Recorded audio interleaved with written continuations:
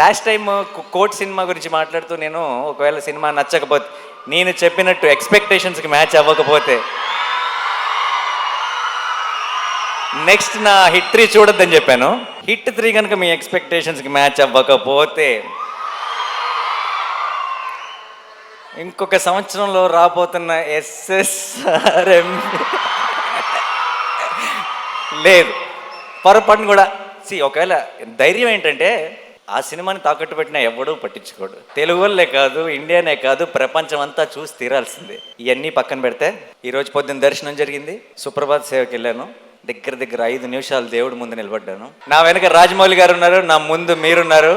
ఇక్కడ హిట్ మీద చాలా గట్టి నమ్మకం ఉంది, హిట్ 3 మీద. ఇక్కడ మీరంతా చూపిస్తున్న ప్రేమ ఉంది, కడుపులో 7 కొండల వెంకటేశ్వర స్వామి ప్రసాదం ఉంది. కళ్యాణ్ గారి స్టైల్లో చెప్పాలంటే మనల్ని ఎవడు రాబేది.